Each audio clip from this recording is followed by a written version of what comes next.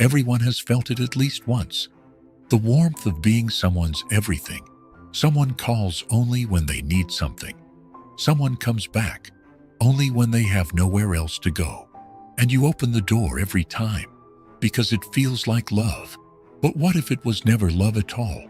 What if it was just need? This story is about something most of us have never questioned. We were taught that love means sacrifice. We were told that staying is strength. But sometimes the most important thing a person can learn is the difference between being loved and being needed. Quietly, gently, and often by someone who truly believes they care about you. Let me tell you about a woman named Maya. Maya lived in a small village, nestled between two mountains, with a river that curved just enough that you could not see what was coming until it was already in front of you. She was not wealthy, and she was not well-traveled, but everyone in the village knew her name because everyone needed her. If a neighbor's fence broke during a storm, Maya brought her father's old tools without being asked. If someone's mother fell ill and they had no one to cook, Maya prepared extra meals and brought them over. When young Priya from the valley lost her baby and locked herself inside for weeks, it was Maya who came every evening with tea and sat beside her in silence until she found the courage to cry.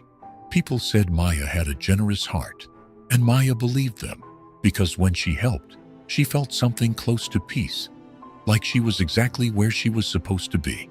She had a man in her life named Arjun. He was not her husband, but they had been together for 4 years. He was a quiet man with soft eyes and strong hands. A man who worked on the farms when there was work to be found. But Arjun could not always find steady work. And when times were hard, he grew distant. He stopped visiting her home.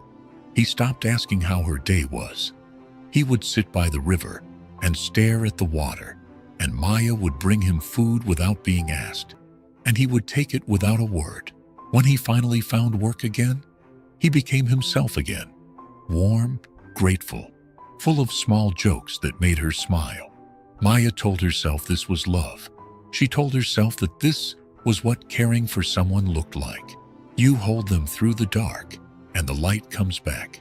And for years, she accepted this rhythm as natural. Her closest friend was a woman named Leela, who had grown up with her since childhood. Leela had a sharp tongue and a bright laugh, and she had always been the one to pull Maya out of her own quiet world. But Leela also had a habit. Whenever her life became complicated, whenever she fought with her husband, or struggled with money, or felt ashamed of something she had done, she came to Maya, not to ask how Maya was doing, not to bring anything. She came to pour, and Maya received it all. After every visit, Leela left lighter, and Maya sat alone, heavier than before. Still, Maya told herself this was friendship. She told herself that a true friend shows up in hard moments, and she was proud to be that person. There was also a young boy in the village named Kavi. He was 15, restless, and always in some kind of trouble. Not cruel trouble, but the kind that came from not knowing what to do with his anger. His father had left when he was young, and his mother worked in the city, only returning once every few months. Maya took him under her care. She gave him work in her small vegetable garden. She listened when he talked about his dreams of leaving the village. She lent him money when he needed books for school, always telling herself she did not expect it back, but always secretly hoping he would prove himself worthy of her trust. For 2 years, Kavi came to her when he had no one else, and she gave and gave and gave. He called her the closest thing to family he had ever known.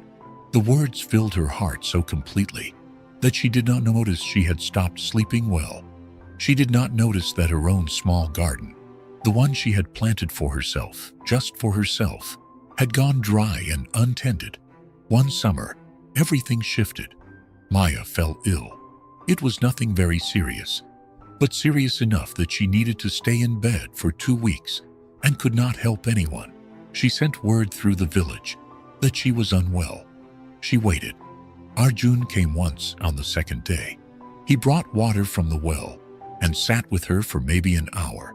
But after 5 days, he stopped coming. When she finally saw him again at the market, he said he had been busy with work and thought she would understand. He was not unkind. He just made it clear in quiet ways that needing care was supposed to be his role, not hers.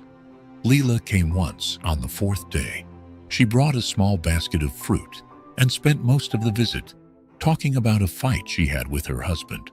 Before she left, she squeezed Maya's hand and said, "You will be better soon. You always are." And then she was gone. Kavi did not come at all. Maya lay in her bed and stared at the ceiling, and something inside her became very still. Not sad exactly, not angry, just still, the way a river becomes still right before it freezes over. She thought about the fence she had fixed for the neighbor, and how that neighbor had never once asked if she needed anything. She thought about old Ramesh, whose roof she had helped repair after the monsoon, and who, when he recovered, barely nodded when they passed on the road. She thought about Leela, and all the hours she had listened, and how Leela would grow quiet and uncomfortable the 1 or 2 times Maya had started to speak about her own pain. She thought about Kavi's words, the closest thing to family, beautiful words. But a child who loves you comes to you when you are sick. And she understood something, not with bitterness, but with the quiet, aching clarity of a woman who had finally stopped looking away. She hadn't been loved. She had been useful. These are not the same thing. Being loved means someone sees you when you have nothing to give. Being useful means someone sees what you can do for them. You can be deeply useful to someone who does not think about you once when you are no longer useful. And the painful truth is, if you fill every empty space in every person's life, they will never have to find another way. They will never have to grow. And you will grow smaller, quietly, without anyone noticing, including yourself. Maya got up from her bed on the 14th day. She walked to her small garden. She pulled out the dry weeds, turned the soil with her own hands, and planted new seeds. Not for anyone else, but for herself. She decided something simple and enormous that morning. She would still help people, but she would help differently. She would help when it made her feel like herself, not when it made her feel afraid to say no. She would help from a full place, not an empty one. The next time Leela arrived at her door, with a storm behind her eyes and a story already forming on her lips, Maya poured 2 cups of tea and sat down. But before Leela could start, Maya spoke first. She said, "I want to tell you something that has been sitting with me." And she did. Quietly, honestly, without drama. Leela was surprised. She did not know what to do at first, but she listened, and something small and real passed between them that had never passed between them before. It was the beginning of an actual friendship, one where both women were present, not just one. Arjun noticed the change in Maya too. She stopped bringing him food when he grew distant. She stopped filling his silences automatically. She stopped disappearing into helpfulness before he could think to ask. At first, it made him uncomfortable. Then, it made him curious. He began, slowly and a little awkwardly, to ask her things. "How are you feeling? What do you need? What are you thinking about?" Small questions, but real ones. And Maya realized something. She had spent so much time being there for him that she had never given him the chance to be there for her. She had never let him grow into someone who could love her, not just need her. As for Kavi, he came back months later, looking a little older and a little quieter. He stood at her door without a problem in his hands for the first time. He said he had thought about her when she was sick, and he had been ashamed that he had not come. Maya invited him in.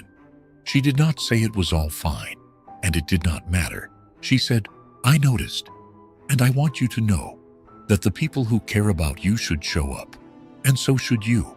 You are old enough for that now." He nodded. He understood, and that conversation gave him something that her silent giving never could. It gave him a standard to rise to. Maya did not become a cold woman. She did not close her door, but she learned to open it differently, with choice, not obligation, with love, not fear. And something extraordinary happened over the following months. The people who truly cared for her became more visible. They had always been there. A few quiet ones who never asked for much. An elderly woman who always smiled at her. A farmer who once left fresh vegetables at her door without a word, but she had been too busy pouring herself into the loudest needs to notice them. Now she saw them. Now she had something left to give to them and to herself. If you have always been the one who gives, ask yourself one honest question. When you had nothing to give, who stayed? The people who love you are not the ones who need you most. They are the ones who want you, not just what you do. Being needed can feel like love, especially if no one ever showed you what real love looks like.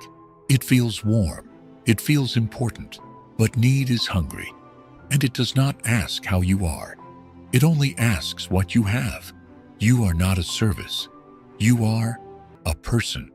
And the moment you start treating yourself that way, you will see clearly without anger who was ever really there.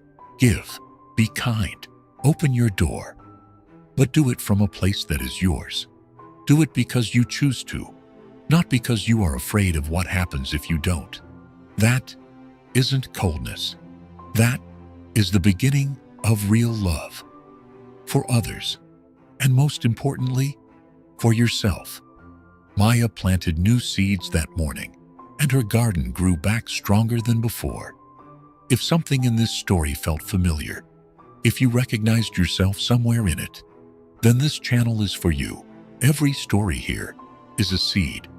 And if you press like, leave a comment, share this with someone who needs to hear it, or subscribe so you don't miss what comes next, you are helping this garden grow. You are helping someone else find the words they didn't have. That is not a small thing. That is exactly what real love looks like. We'll see you in the next story.